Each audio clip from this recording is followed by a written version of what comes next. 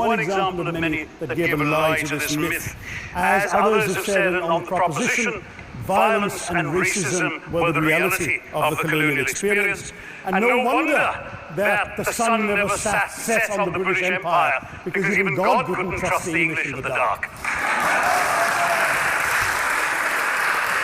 Let me take World War I as a very concrete example. Since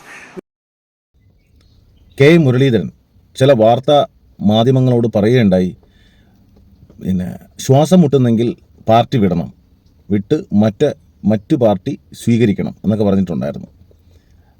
പുള്ളിക്ക് എന്ത് യോഗ്യതയാണ് ഉള്ളതെന്ന് എനിക്കറിയില്ല. കാരണം ഇത്രയും ഒരു മഹത് വ്യക്തി നമ്മളുടെ രാജ്യത്തും ലോകത്തും പലയിടങ്ങളിലും പോയി, അതായത് വമ്പന്മാരായ വലിയ വലിയ രാജ്യങ്ങളോട് പോയി സംസാരിക്കുക എന്ന് പറഞ്ഞു കഴിഞ്ഞാൽ അത് ചെറിയ ചില്ലറ കാര്യമൊന്നുമല്ല.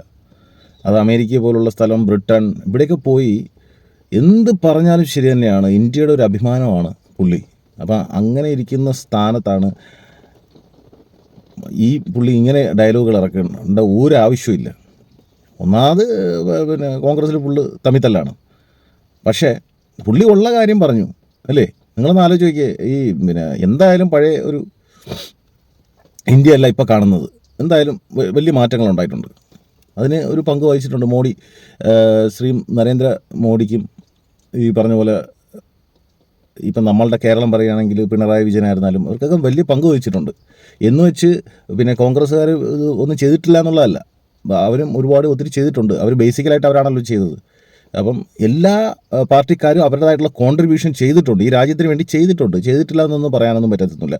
കോൺഗ്രസ് ആയാലും കമ്മ്യൂണിസ്റ്റ് ആയാലും BJP ആയാലും പിന്നെ ജനതാദളായാലും ഏതൊക്കെ പാർട്ടികൾ ഇന്ത്യയിലുണ്ടോ അവരൊക്കെ അവരുടേതായിട്ടുള്ള ചില കോൺട്രിബ്യൂഷൻസ് തന്നിട്ടുണ്ട്, ജനങ്ങൾക്ക് തന്നിട്ടുണ്ട്. അതുകൊണ്ട് മാത്രമാണ് അവരൊക്കെ ഇപ്പോഴും നിലനിൽക്കുന്നത്.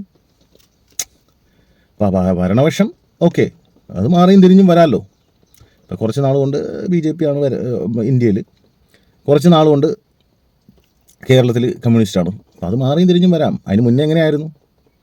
പിന്നെ ഈ മുരളീധരൻ ഈ പറയുന്നില്ലേ, ഞാനൊരു കാര്യം പറയാം. ഈ ശശി തരൂർ എന്ന് പറയുന്ന ഒരു മഹത് വ്യക്തി, നമുക്ക് ഇന്ത്യക്ക് അഭിമാനമായിട്ടുള്ളൊരു വ്യക്തിയാണ്. അപ്പോൾ ആ വ്യക്തി ജീവിക്കുന്ന ഈ നാട്ടിൽ ജീവിക്കുക എന്ന് പറഞ്ഞു കഴിഞ്ഞാൽ ഞാനൊരു ഭാഗ്യം ചെയ്ത ഒരാളായിട്ടാണ് ഞാൻ കാണുന്നത്.